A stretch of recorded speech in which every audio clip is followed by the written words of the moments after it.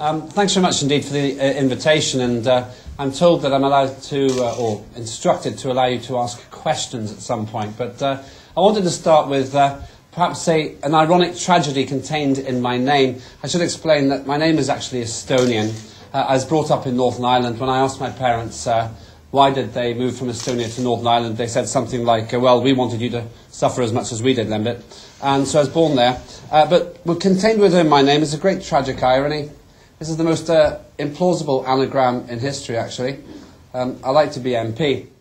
When I first started working in politics, the name did cause some trouble, but I knew I was making progress in Newcastle when this woman came to the door and she said, I can't remember what her name was, Mrs. Wilson, we'll call her. I said, any chance of your vote, Mrs. Wilson? This really happened. And she said, who's the Labour candidate, Lembit? And I went, it's a woman called Hilary Franks. And she said, Hilary Franks? That's a strange name, Lembit. Is she foreign?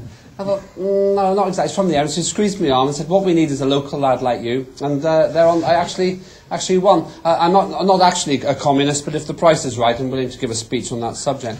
I've just written this book, The Xenophobe's Guide to the Estonians. The Estonians think I've actually stopped being Estonian. I've been anglicised because sometimes I smile without talking about the withdrawal of the Soviet occupation. If you do want to buy this, I do have a copy, well, the copy, and it's only £5.99. The other thing about my family, incidentally, is my grandfather was an astronomer, and his crowning achievement was being on a stamp of the Republic of Mali, so if it doesn't work in this country, I will be welcome there. This one, Boris Johnson is obviously the guy I'm trying to beat for the mayoral election, and he said, my friends, as I have discovered myself, there are no disasters, only opportunities, and indeed opportunities for more disasters. Now, I speak about, in two ways, I speak about specialist subjects, politics, astronomy, motorbikes, would you believe? That was my specialist subject on Mastermind, and I actually got 15, but they got one of the answers wrong, but I'm not bitter about that. And I also talk about people. And in reality, the reason I was in politics is the reason I'm standing here. More than anything else, I'm driven by a love of the human race, and that's why I did my politics. And if you want somebody who can speak really about the human condition, and having had a pretty interesting experience of it myself, maybe I'm your person. If you want somebody who actually gives a damn about people and tries to connect with your audience, especially in the corporate environment, then I do the research, I work the room, and I try to give them something that really connects with them.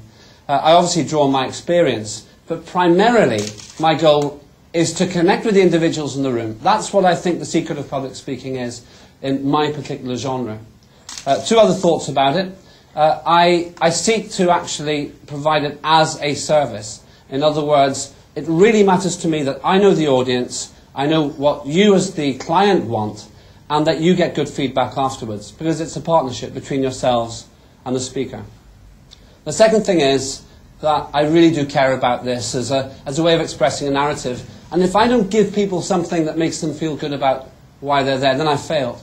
And by and large, I try to give them something with a smile which really matters to them. And in that sense, I suppose I've been reasonably successful. Questions? Do I think the coalition will last? Yes. And the reason I think it'll last is because Clegg and Cameron get on tremendously, tremendously well. And they look similar. The Cleggerons, some people think that you never see them in the same room at the same time because they're the same person. In fact, when I saw Clegg go into Downing Street as I walked out packing my boxes, I remembered the words of Gore Vidal, who very presciently once observed, every time I see my friends do well, something in me dies. And I guess I felt that way a little bit because that was my chance of being in government, and out I went. They've got nothing to gain by the collapse of the coalition. The backbenchers is where the problems will start, maybe even the grassroots membership. At the moment it's stable. If the Liberal Democrats don't get proportional representation, that'll be a huge strain. If the cuts which are coming up in October really are as serious as being threatened, that'll be an enormous strain on the left wing of the Liberal Democrats. And if they don't go far enough, that'll strain the right wing of the Conservative Party. So there are strains there, but neither the Conservatives nor the Lib Dems want to risk an early election because at the moment they're both in government. I think the Labour Party will recover quite quickly because they're running their leadership election quite sensibly with some very strong candidates. and the cuts are going to hurt. And even though it's the right thing to do, this government will be unpopular for it. So in my judgment, they will not want to go into an election when they're unpopular, and I'm guessing it'll run at least 3 years and probably 5. What do you think? Cameron's biggest mistake is actually appointing Andy Coulson, and for reasons I won't go into now, but I'll talk about afterwards. He's done almost everything else right, and he's exceeded lots of people's expectations. And Cameron wants to stay in there, so does Clegg, but the backbenchers will get restless eventually. And we've got Wayne Rooney to worry about anyway. Wayne Rooney, yes indeed. I can't say anything there which isn't libelous, and I feel sorry for the guy as well, so there we are. My name's Lembit Opik. You've been a lovely audience. Thank you very much.